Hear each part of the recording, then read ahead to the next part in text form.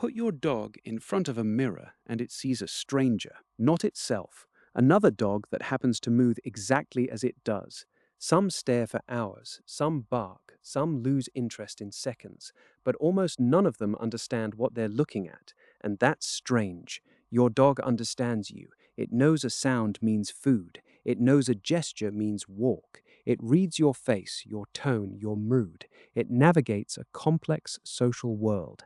But a simple reflection of itself remains a mystery. Why? The obvious answer is that your dog isn't self-aware, that it lacks whatever lets humans and a few clever animals understand that the thing in the mirror is them. That self-awareness is rare, and most of the animal kingdom lives in a fog, responding to stimuli, never knowing who they are. But that answer rests on one specific test, and that test has just been called into question. In 1970, a psychologist named Gordon Gallup invented the mirror mark test. The logic was simple. Mark an animal somewhere it can only see using a mirror, then give it the mirror. If it reaches for the mark on its own body, rather than touching the reflection, it understands the reflection is itself. It became the gold standard for measuring consciousness.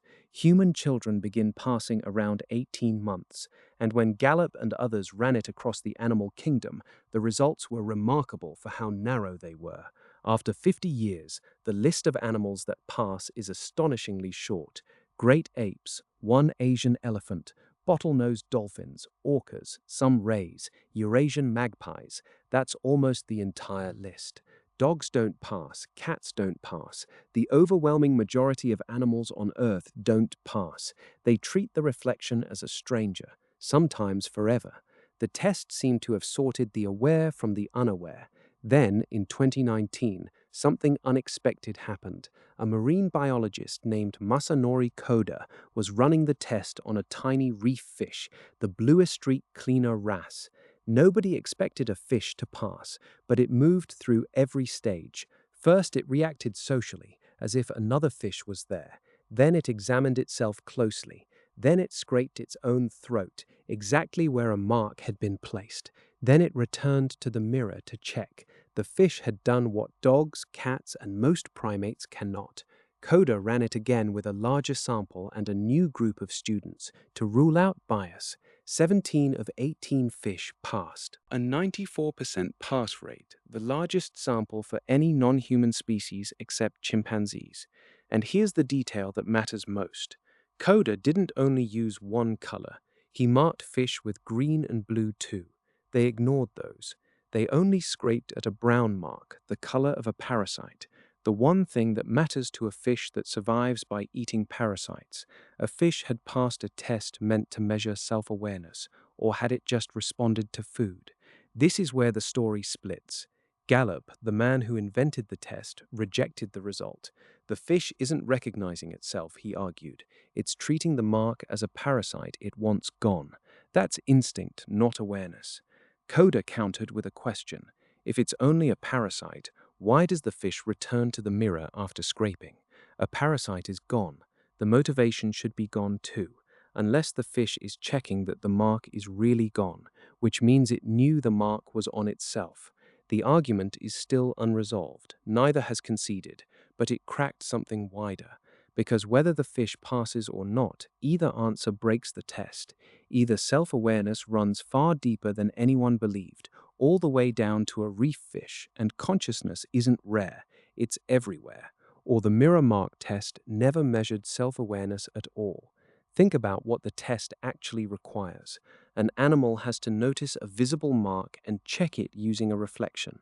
That works best on animals that rely on vision, animals like us. Now think about your dog. It fails the mirror test, but it doesn't live in a world of mirrors. It lives in a world of scent. It can smell what you ate 6 hours ago, which dogs walked your street, fear, sickness, home. It can smell itself. Nobody has ever built the scent version of this test. Nobody has marked a dog with a smell and asked if it recognizes itself.